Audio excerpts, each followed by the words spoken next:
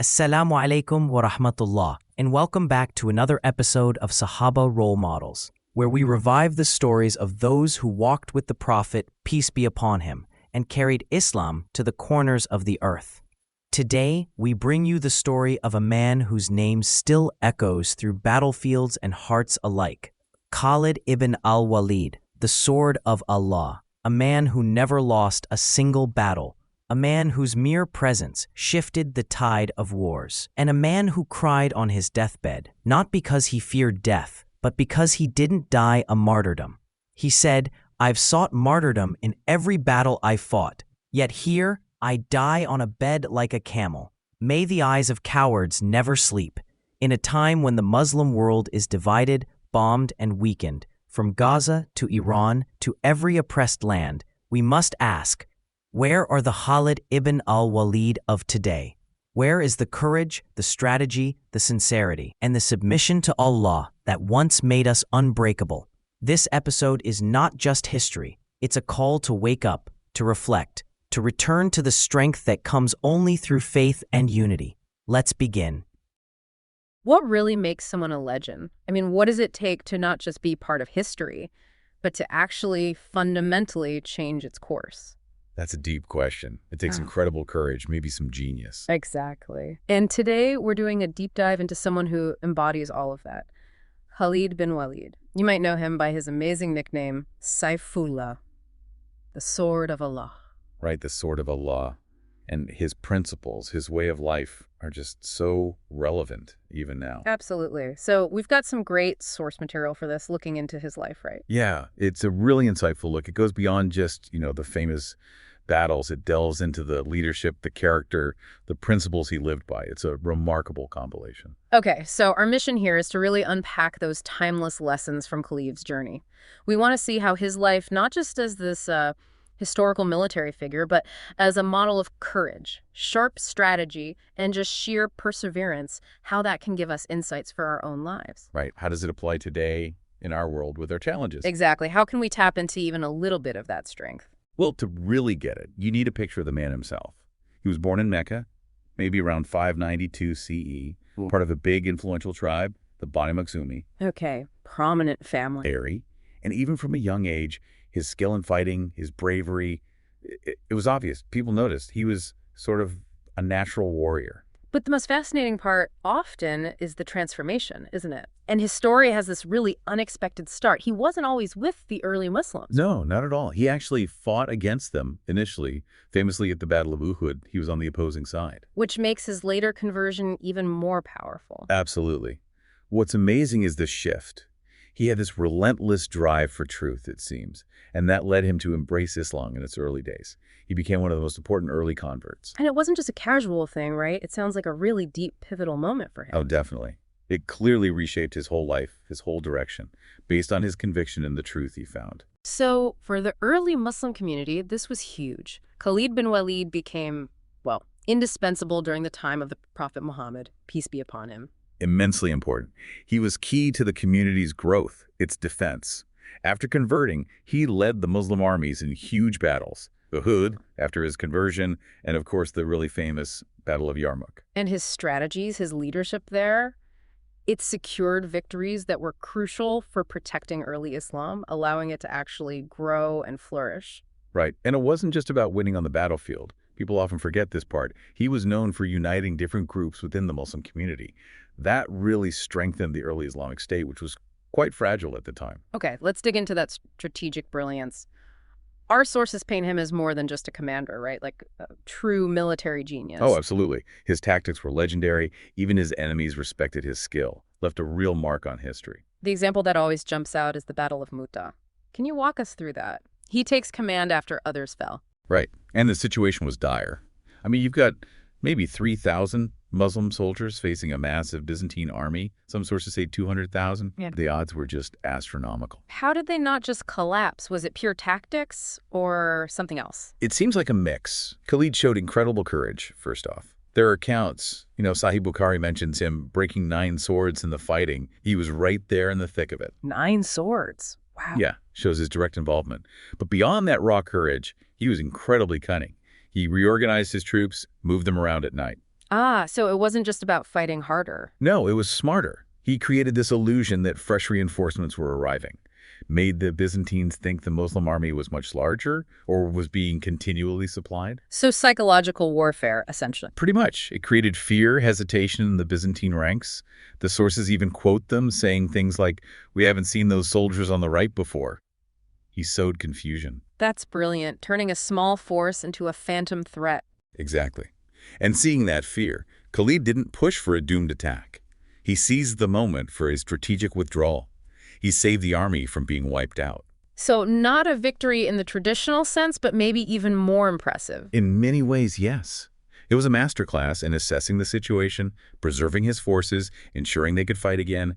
That retreat enabled future victories. And connecting that back, that kind of battlefield assessment, adapting on the fly, how does that translate for us, maybe in our careers or even just personal goals? Well, think about it.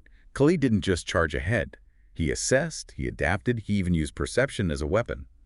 How often do you face a situation where the odds feel stacked against you?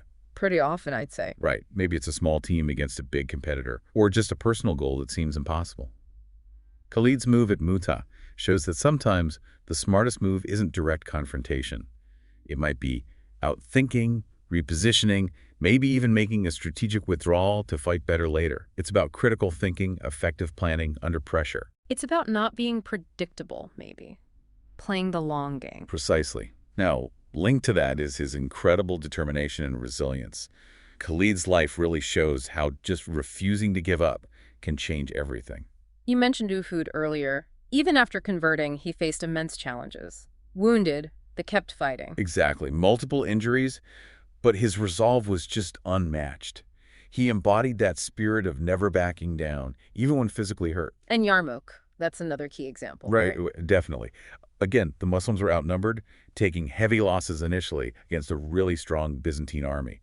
Things looked bleak. So what did Khalid do? Most commanders might have pulled back. Not Khalid. He went on the offensive, but strategically.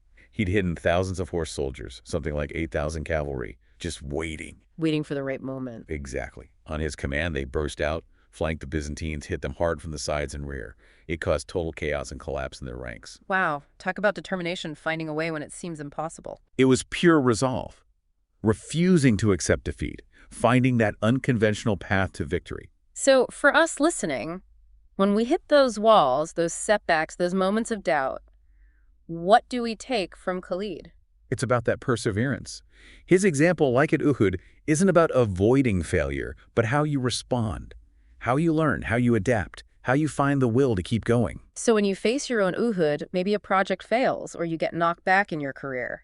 Khalid's spirit is about digging deep, right? Exactly. Cultivating that determination lets you push through, learn from the mistakes, and actually achieve your goals. It literally shapes your destiny. Which ties into another key trait, adaptability. His ability to read a situation and flex his approach. Crucial skill, and maybe even more vital today with how fast things change. For sure. Let's look at Mu'tah again, but from this angle. He saw the overwhelming numbers. And he didn't stubbornly stick to plan A, which was likely direct engagement. He pivoted, assessed the reality and possible odds, and chose the strategic withdrawal. Which wasn't weakness, but wisdom. Preserving the army was the smarter long-term play. Absolutely. Then at Yarmouk, facing that disciplined Byzantine force, he didn't just charge into their strong front lines. Right. He found their weakness. He adapted, devised that flanking maneuver with the hidden cavalry, exploited their vulnerabilities instead of playing to their strengths. That willingness to think differently, to adjust, led to that massive victory. It shows rigidity as a path to failure, doesn't it? You have to be fluid. Definitely. And Khalid understood that instinctively. Yeah. One size fits all just doesn't work. Not on the battlefield, not in life. It's like you said, the world changes constantly. Being adaptable, learning from failures, being open to new ideas, that applies everywhere. Careers, relationships, personal growth. Are you adjusting your plans when things aren't working? Or just pushing harder on a failing strategy? A key question.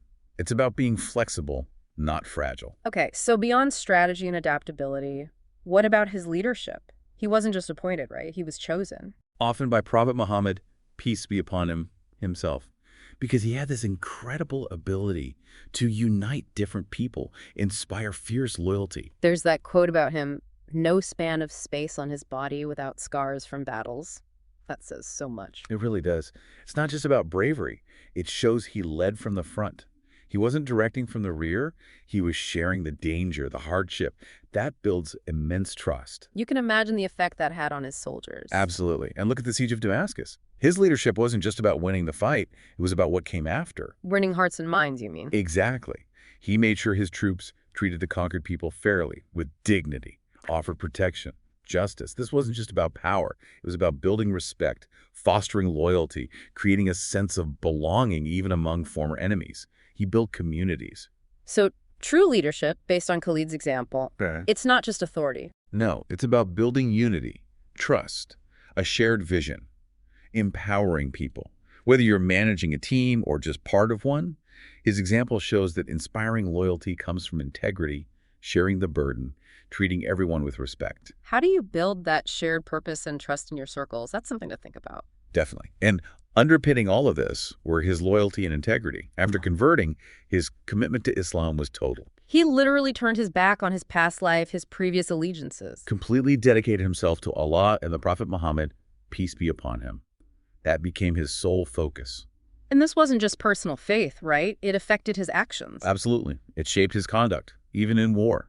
He held himself and his troops to high ethical standards, justice, compassion, fairness, even towards enemies.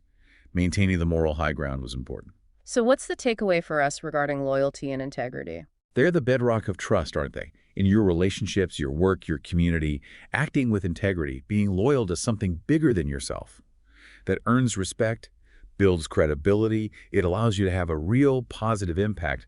People are drawn to that sincerity. Yeah, that makes sense. And finally, this idea of continuous learning.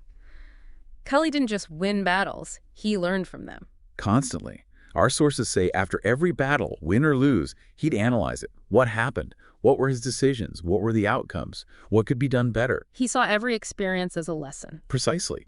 Like Uhud, those early setbacks. He didn't just dwell on them. He studied what went wrong, learned with humility, and applied those lessons.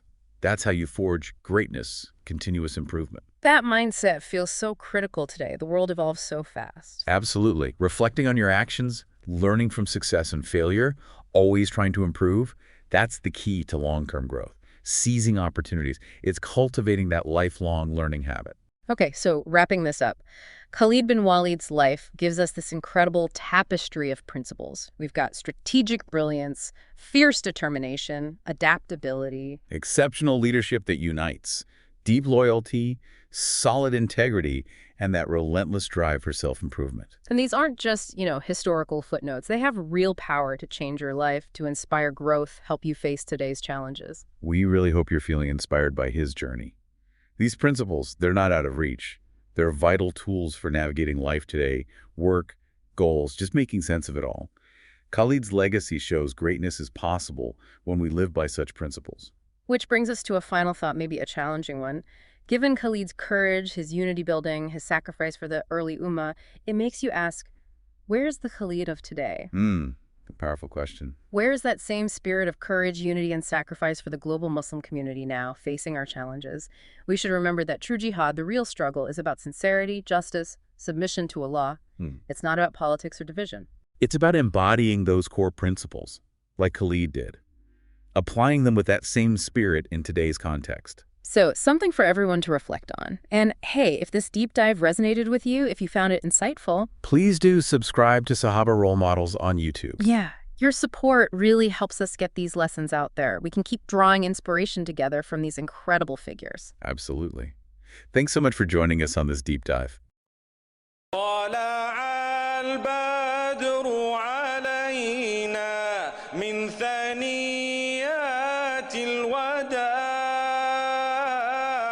وجب الشكر علينا ما دعا لله داع أيها المبعوث فينا جئت بالأمر المطاع جئت شرفت المدينة مرحبا يا خير داع ما شاء الله we did it